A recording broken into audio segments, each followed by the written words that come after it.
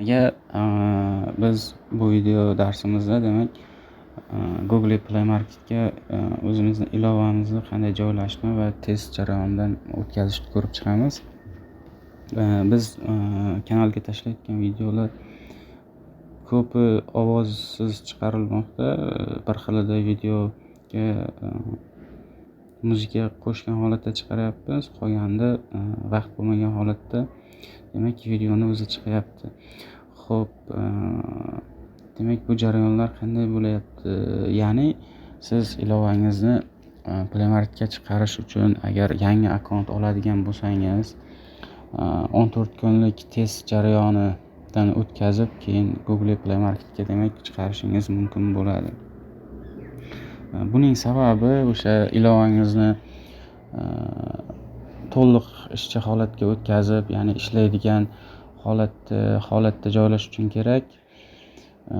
Foydasiz, keraksiz ilovalarni chiqarib tashlashni oldini olish uchun demak bu tizim ishlab chiqilgan. Xo'p, hozirda biz demak testga chiqargan ilovalar bor.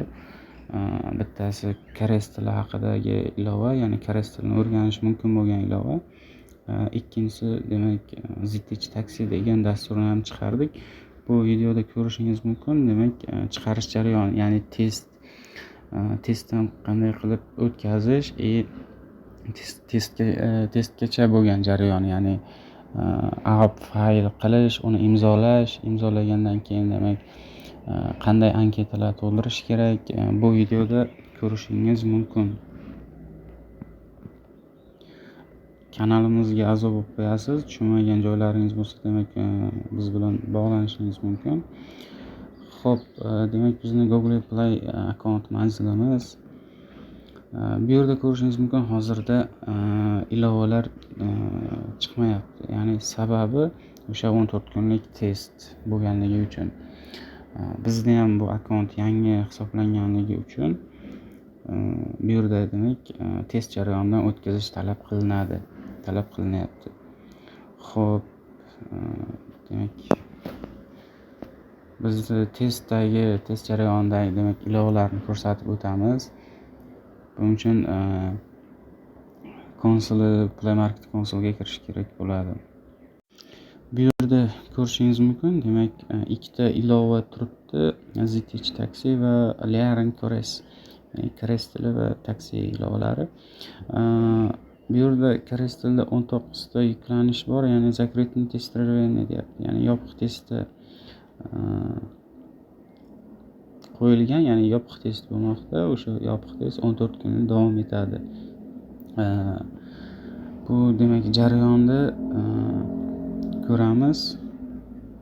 Bu yerda demak strelkani bosib shu dasturga qaysiga o'tmoqchi bo'lsak, shu strelka orqali kiramiz. Bu yerda ko'rishingiz mumkin, mana 14 kun davomida eng kamida 12 ta demak testировщик bilan, ya'ni test qiladigan Gmail pochta orqali, ya'ni telefonlar orqali qo'shilgan bo'lishi kerak, ya'ni qo'shgan bo'lishingiz kerak bo'ladi. Bizda hozirda demak 10 kun davomida 12 ta человек deyapti, testda qatnashyapti, ya'ni 12 kishi testda qatnashyapti 10 kun davomida. Eng kam muddat esa bu yerda ko'rishingiz mumkin 14 kun deyilgan.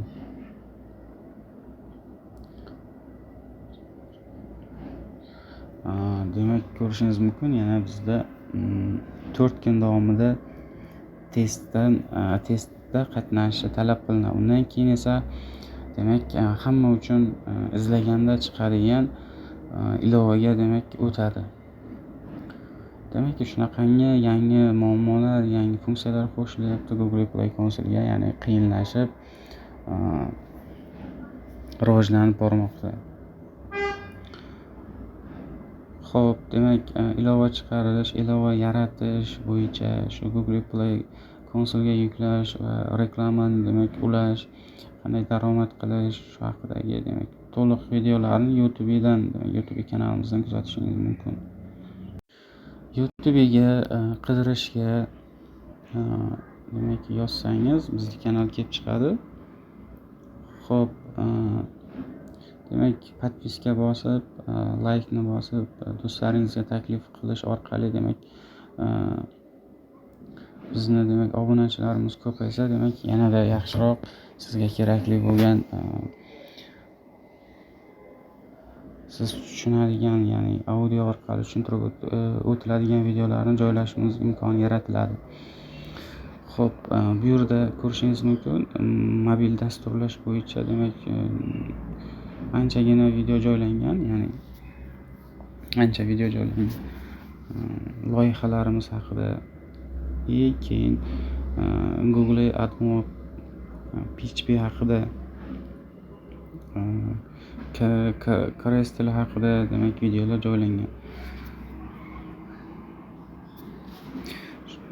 Google Play konsol bo'yicha mobil dastur yaratish bo'yicha tushunmagan joylaringiz bo'lsa, demak kanalimizga kirib bemalol videolarni tomosha qilsangiz bo'ladi, ko'rib o'rgansangiz bo'ladi.